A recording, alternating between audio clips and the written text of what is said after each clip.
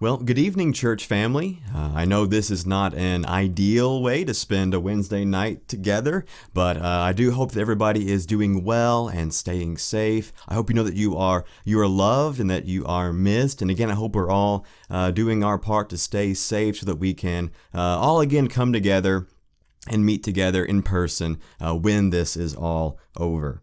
I want to encourage anybody who needs anything to, of course, reach out to me, or Brother Doug and Brother David have both offered their services as well if anybody needs anything. If it is an emergency, I would recommend either of those two gentlemen, as the distance between here and Cabot is not the most ideal thing for me. But again, if anybody needs anything at all, do please let any of us know, and we'll be more than happy to get to you and help you out. I hope everybody is enjoying and being engaged by our sermons and discussion thoughts that we've had over the past few weeks. I've received lots of great feedback on those, and I do appreciate the kind words that have been sent my way.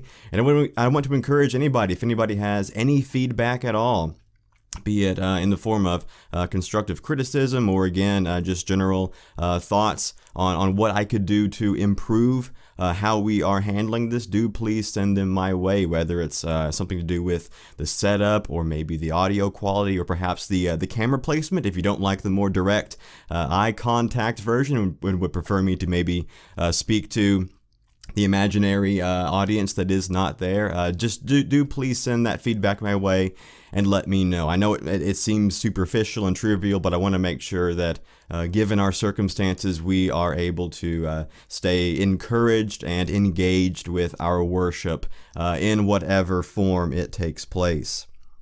Now, this upcoming Sunday is Easter Sunday, which is very exciting. I'm sure this is not how any of us plan to spend our Easter Sunday. I'm sure if you'd asked anybody just a couple of months ago how they were planning to celebrate Easter, this was not going to be on their list.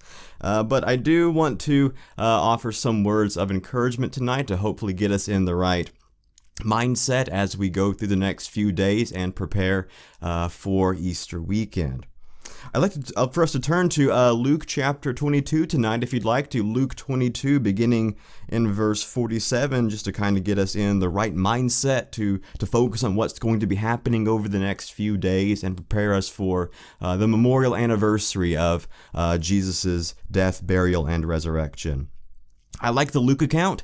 Luke provides a nice, short, concise summary version of Jesus' last few days on earth before his resurrection. He gets all of it in just a couple of chapters. Luke 22 is where it starts, and Luke 24 is the last chapter in Luke. So I'd highly recommend, once this video is over, if you'd like to go ahead and just read through, finish out the book of Luke. It's very great, insightful, and a very concise summary message of that story there. So about this time, 2,000 years ago, Judas Iscariot either has or is in the process of betraying Jesus Christ, all for about 30 pieces of silver, the price of a common slave back in those days. The mob's going to show up with their torches and their clubs and their swords, like they're coming to arrest some dangerous armed criminal. And Peter will cut off Malchus's ear in self-defense of his Lord. He's ready to go down defending Jesus, as we all know Peter to be like that. But Jesus steps in and he stops all of the nonsense and he heals Malchus's ear, because Jesus is not about that. That's not what Jesus is about. The physical kingdom that people thought he came to establish, the physical needs, the physical conquest, that's not what Jesus is about. Everything that everyone thinks Jesus has come to do is never going to happen. That was never Christ's intention. Jesus came to establish a spiritual kingdom, to meet spiritual needs, and to perform a spiritual conquest himself. And that conquest would, of course, be over death, to conquer death itself. But to do that, Jesus must first experience that, something that we all have to experience. And that, of course, is death itself. So Jesus willingly hands himself over to the mob, knowing full well what he has to go through, and knowing that his time has come. I think it's important to remember over the next several agonizing hours Jesus went through that the whole time Jesus is in complete control. He has all the power. He holds all the cards in these situations. The people like Pilate and Herod and the Sanhedrin all acted like they had power and authority over Jesus in these situations as they accused him and condemned him and sentenced him and handed him off to here and there and who knows where, doing all sorts of terrible, terrible things.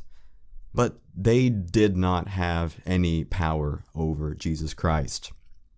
While Jesus was being falsely accused and mocked and tortured and scourged and all of the terrible things we know Christ went through for us, he had all the power in the world. He could have easily gotten out of that. He did not have to go through that situation. As the hymn says, he could have called 10,000 angels to destroy the world and set him free.